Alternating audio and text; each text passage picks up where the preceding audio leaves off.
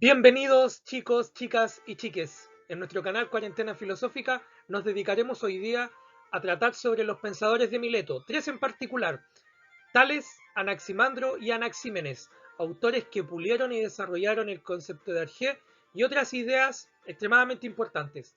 Lamento la ausencia, la cuarentena hace lo suyo, había que dedicarse los tiempos, pero sin más rodeos, vamos adelante con todo el análisis de nuestros pensadores. Chiquillos, entonces nosotros, haciendo esta pregunta inicial, podríamos preguntarnos por qué es posible afirmar que el agua y el aire se parecen como elementos, como principios, como arjés, mientras que el Alpeiron parece ser algo totalmente diferente, aunque no tanto. Quizá esta pregunta ahora no tiene mucho sentido, pero en el futuro la va a tener. Así que los invito a pensar esta pregunta, a tenerla presente y a responderla al final de nuestro video. También preguntarse si ustedes conocen algo más sobre estos autores, si han investigado, si pueden investigar ahora o si han escuchado algo referente a su pensamiento. Las polis, o como las podemos denominar micro o pequeñas ciudades, estaban ubicadas en la península balcánica. Todo esto y todas estas ciudades se ubicaron siempre a orillas de mares, a orillas de ríos, a orillas de afluentes, que posibilitaron la unión de diversas ciudades como ahí se ve, Clazomene, Efeso, Abdera y otras. Se pudieron reunir gracias a los afluentes de agua, a través de botes, a través de pequeñas embarcaciones. Las personas intercambiaron bienes, pero no solo bienes, sino que también ideas. La capacidad de intercambiar estas ideas, de escucharlas, de asumirlas y de llevarlas a su lugar de origen, permitió la aparición del pensamiento filosófico racional, del logos en este caso, sentando las bases de la filosofía de los primeros grandes pensadores y también hay que decirlo, de todos los científicos que van a suceder este tipo de pensamiento. Es extremadamente necesario entender que de aquí en adelante la filosofía es siempre, siempre, pero siempre la aparición del pensamiento filosófico, pero también científico. Hoy día tenemos como núcleo principal a Mileto. Hoy como principal autor e iniciador del pensamiento filosófico tenemos a Tales de Mileto. Tales de Mileto vive entre el siglo VII y VI a.C. No se conoce fecha exacta y según muchos investigadores se ha inventado un poquito respecto a esto. Lo que sí se sabe de él es a través de otros autores que han escrito y que han ayudado al desarrollo de su recopilación histórica y de su recopilación filosófica. Tales de Mileto entiende que la realidad está integrada por la física, en este caso la naturaleza, afirmando que tiene un principio empírico y que este es el origen de la realidad. Es decir, este origen empírico o experimentable es también parte de la experiencia que se otorga a través de los sentidos. Y esa capacidad de vivenciar a través de los sentidos lo llevó a él a determinar a través de la observación y de la misma experiencia a la que yo dije que la realidad está compuesta principalmente de agua. Es decir, el arjé o principio natural de la realidad o su composición prioritaria es, sin lugar a dudas, el agua. El arjé es un principio rector. Para este hombre, para Tales de Mileto, fue el agua. Tales determina entonces que el arjé, aunque esta palabra no es propia de él, sino que es un concepto que se va a otorgar después, es un principio que le da esencia a las cosas, que les da sentido de alguna manera, y que no existe realidad física que no esté determinada por el agua. Tales así va a afirmar entonces que el agua es fuente y origen de las cosas. También va a determinar que todas las cosas vuelven de un modo al agua y que también provienen desde ella. Es más, nosotros podríamos hoy día pensar que la filosofía en general se antecede también al pensamiento científico, pero yo creo que la respuesta sería errónea si llegamos a esa conclusión, porque el pensamiento filosófico es por esencia pensamiento científico y el pensamiento científico es también una forma de hacer filosofía. Por ende, sí o sí podríamos establecer que sí el origen está en el agua, pero que existen ciencias particulares que probaron después que el origen de las especies sí tiene relación con la evolución y que la evolución también tiene principio en el agua. Podríamos establecer ello como un principio y como una reflexión filosófica que inicia en Tales de Mileto. Tales de Mileto también afirma que todo posee humedad. Eso él lo alcanza a observar. Él establece que la naturaleza física, que la física en este caso, y que la realidad tiene como origen la humedad y que la humedad se encuentra en todo.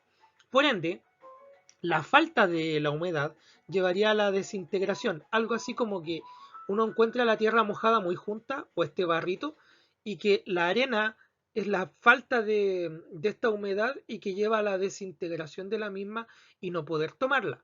Por ende, también Tales va a afirmar que toda esta constatación no es solo una invención, no es solamente una interpretación, porque la invención veremos más adelante que es muy importante, ser capaz de inventar una hipótesis y determinar los alcances de esta a través de la comprobación es parte del pensamiento filosófico y científico también. Sin embargo, Tales va a decir, esto no solamente es observación, no solamente es hipótesis, sino que también es experimentación. Y por ende, él va a establecer que la realidad a través de su estudio y el estudio de la propia realidad va a ser más profundo en la medida que entendamos su composición. Y para él, la composición de lo real está en el agua. Tales va a entender, por ende, igual que nosotros, que el agua es algo totalmente necesario para la vida. Sin embargo, Tales va a entender que este algo es mucho más que algo necesario para la vida, sino que algo necesario para la integración de todo lo real que existe. Por ende, la fisis originaria o el principio rector de la naturaleza sería el agua, conocida en la máxima de Tales, la cual establece que todo está lleno de dioses. Él establecería que todo está lleno de este principio, todo estaría lleno y todo estaría traspasado por esta agua, que de alguna manera tiene que ser entendida como un principio un tanto especial. Si bien no es un principio divino otorgado por los dioses, sí es un principio que trasciende la realidad física siendo física, pero que logra interpretar aspectos que van más allá de la propia naturaleza física. Posteriormente esto va a ser entendido de otra manera, pero por ahora lo vamos a dejar como un elemento enteramente físico, pero que sin embargo nos lleva a implicancias que van más allá de lo físico. Por ende, la explicación de Tales también lleva y se reúne con algunas visiones griegas, las cuales establecen que los dioses, conocidos para los griegos como demiurgos, o formadores de la naturaleza, en este caso ellos tomaban la realidad y la formaban, literalmente la amoldaban, literalmente generaban de la realidad o de lo físico ya existente, le daban formas o moldes a la realidad, eso significaba demiurgo. Y por ende el agua sería parte de ese origen que ocupan los demiurgos para formar o estructurar la realidad. Por ende, con Tales se inicia el pensamiento humano en el logos, y no solamente en la filosofía. Tales agrega y añade mucha información en torno a la geometría y las matemáticas. Conocido es también su teorema, el teorema de Tales. Anaximandro de Mileto, discípulo de Tales, nace a finales del siglo VII a.C. y es discípulo directo. Este filósofo, también nacido en Mileto, estudia fervientemente la propuesta de un principio. Sin embargo, este principio o arjé, él no lo liga directamente con el concepto de agua, sino que él establece que es necesario un principio. Ocupa, por ende, la teoría de su maestro para establecer un nuevo arjé o un nuevo principio, el cual él se da cuenta que tiene como relación directa algunos conceptos asociados al agua. El agua cambia de estados, por ejemplo, y el agua que se encuentra en las cosas que cambian estaría estableciendo un principio que subyace a la propia agua, y sería que el agua es indefinida y que también el agua está en todas las cosas, por ende lo llevó a pensar algo totalmente distinto. Ese algo distinto es el apeirón, el nuevo arjé de nuestro filósofo Anaximandro. Él establece y piensa que todo cambia y que todo se da de distintas formas y maneras, que no existe una forma de determinar las cosas y que por ende, al observar la realidad, a él le parece lógico que exista una sustancia física que almacena todas las realidades y que es previa a la realidad desintegrada que vemos hoy. Por ende, hoy se ha separado la realidad en distintas formas, pero todas esas formas provienen de una anterior física denominada apeiron. Y él también establece que todas esas realidades van a volver al apeiron. Anaximandro propone que esta cosita llamada apeiron, es y por definición algo que carece de límites tanto internos como externos. Por ende no está limitado a hacer algo y tampoco tiene una determinación a hacer. Eso es súper importante porque nos va a llevar más adelante a tener implicancias del pensamiento metafísico. Eso no por ahora, pero más adelante sí. Acuñar este concepto tan etéreo, tan extraño, tan difícil de entender, va a ser pulido por posteriores filósofos y científicos, y siempre voy a añadir aquella premisa. Siempre el pensamiento filosófico está teñido de pensamiento científico, porque los primeros filósofos fueron científicos.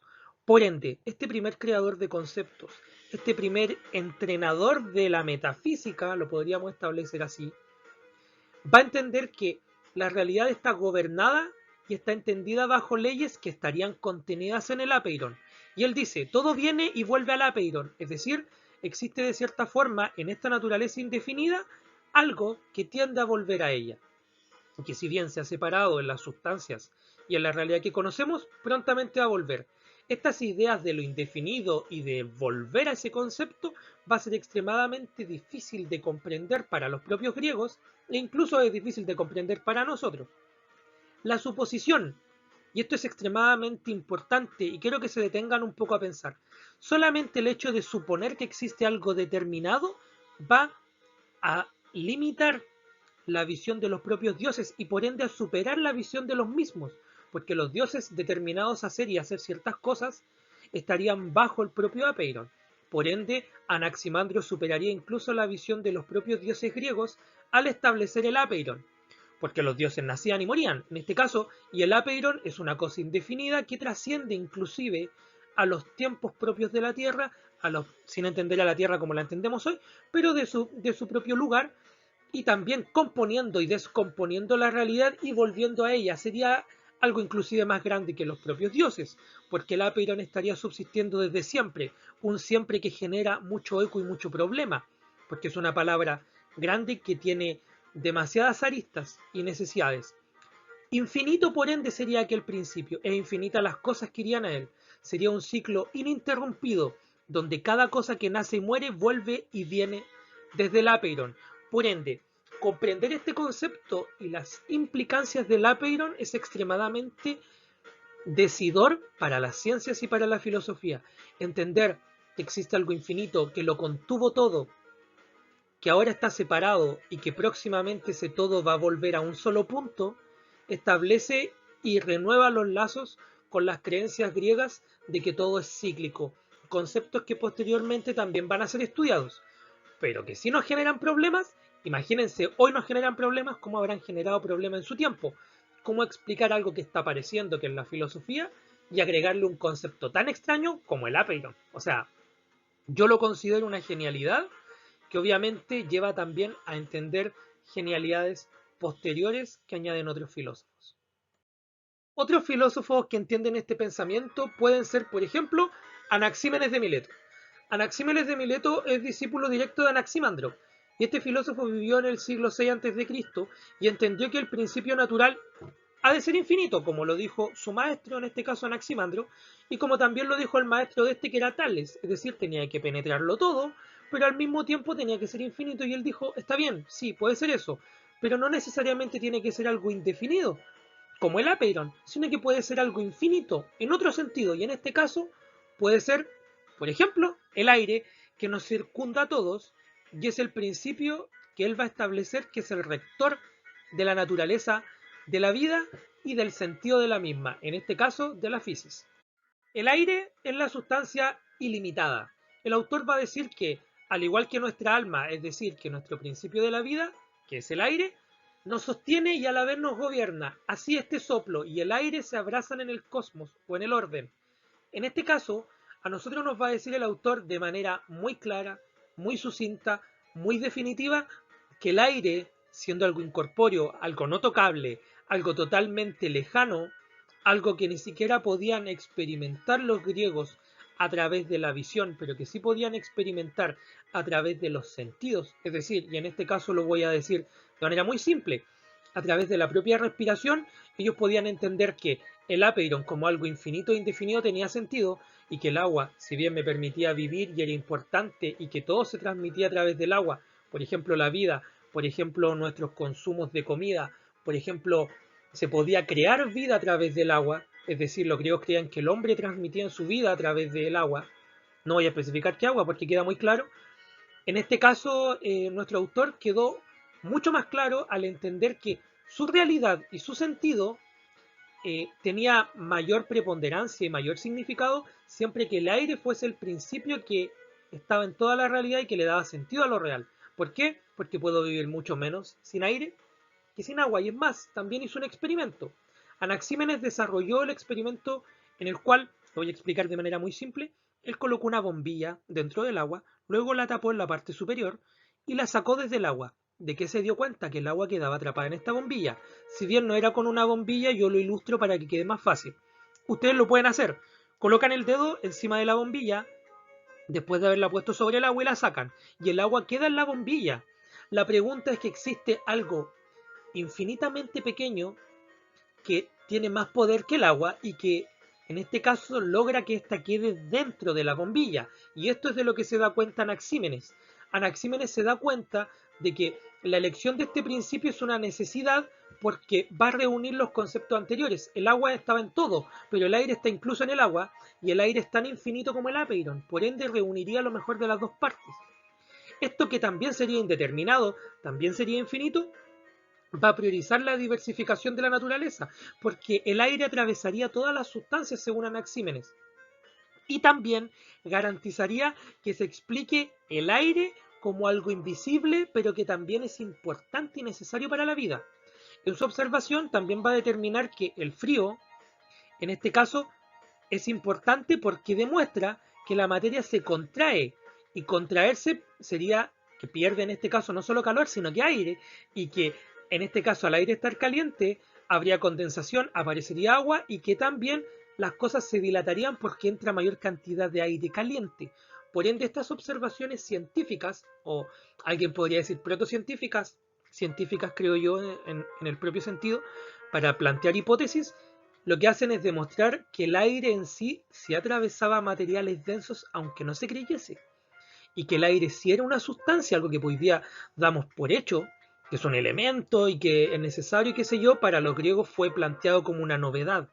Por ende, si la realidad, en este caso, y a través de la propia respiración, y como creían los griegos, a través de la última exhalación, la pérdida del alma, nos mostraba a nosotros la necesidad de entender que el aire, sí o sí, era parte de la realidad y estructuraba la realidad como lo existente. Entonces, chicos, chicas, ¿por qué podríamos afirmar que el agua y el aire se parecen de algún modo, mientras que el apeiron es algo totalmente diferente? ¿Conocen algo más sobre estos distintos autores? Con nombres bien raritos, por cierto. A ver, es momento de hacer un par de reflexiones filosóficas en nuestra cuarentena.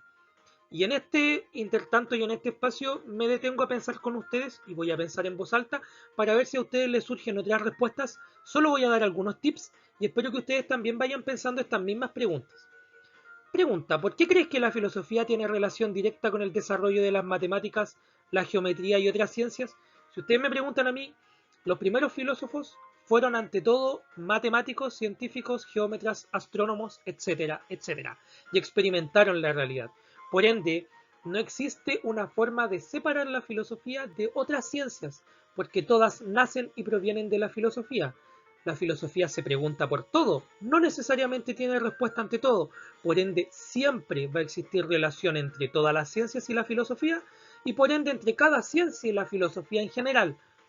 ¿Por qué? Porque el método racional es la que los une.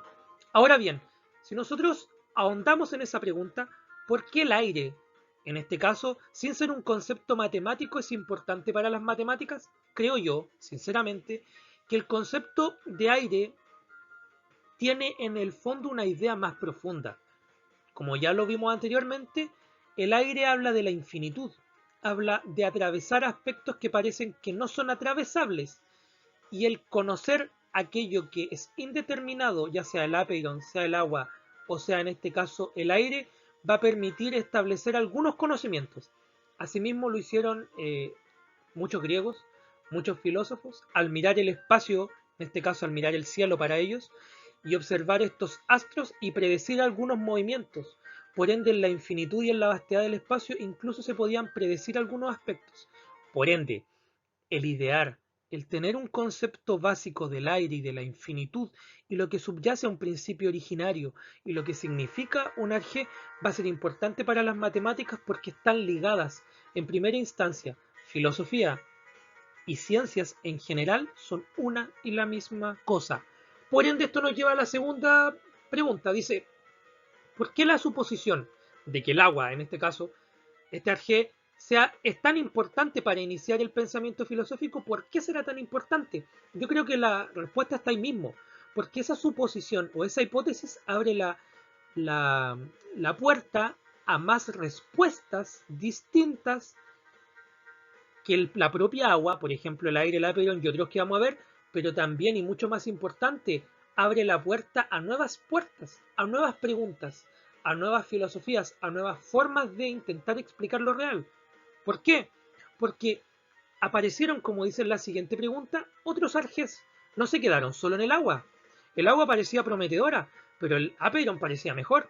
Y si lo pienso de otra manera, el aire era mucho mejor. Y vamos a ver que existen otros pensamientos que intentan darle más sentido a la realidad. Desde cada autor, desde cada pensamiento, desde cada idea.